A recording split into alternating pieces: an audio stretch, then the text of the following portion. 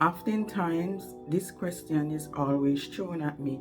People keep asking me what's my thoughts on this question. And the question this morning is a nosy mother-in-law. What do I think about a mother-in-law who is constantly in her daughter or son's life, marriage, etc.?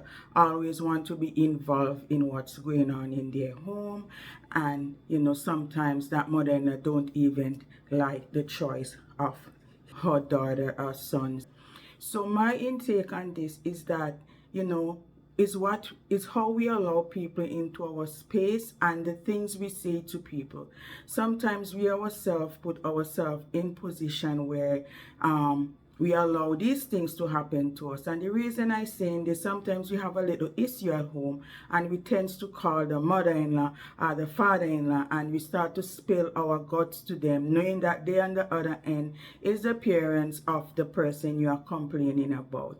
So once we are married, I feel like when we have a situation, we should try to work on it first before a third party is involved, because sometimes it doesn't necessarily need a third party. If we take the time to sit and relax and allow the situation to dissect and boil down, and then we can talk about the situation at hand.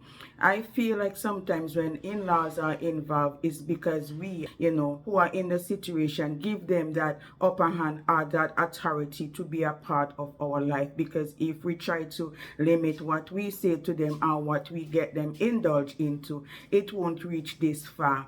I know sometimes in some situation people complain about in-laws doesn't like them, and sometimes I don't feel it's like they doesn't like you. I think it's because of the situation sometimes that we get them involved, and then they have different thoughts or different thinking about us being a part of their family. So my intake on this is like, once you're married or you're in a committed relationship where you think it's gonna lead to marriage, try to limit what you say to your in-laws and try to keep your personal business in your home instead of taking it outside, because once it's outside, it's everybody's business. It's remain at home, it's our business, it's your business. I never encountered that situation, but from the experience I see or I gather from other people, is because they take their business outside.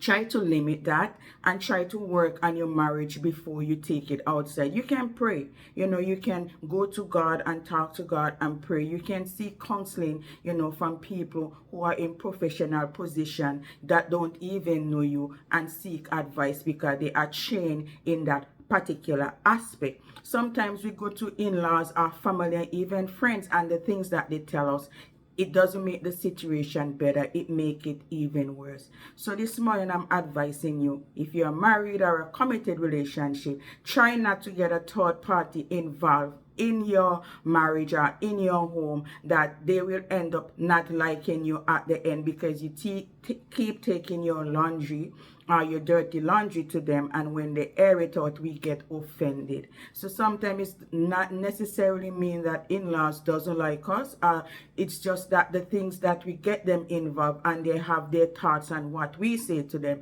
Because if I have to go to my mother and say something ill about her son, even at the time she will speak good to me, that's her son, and she's gonna have second thoughts about me. So today, please, when you have a situation at home, and please do not take it outside. Work on your marriage, work on your relationship.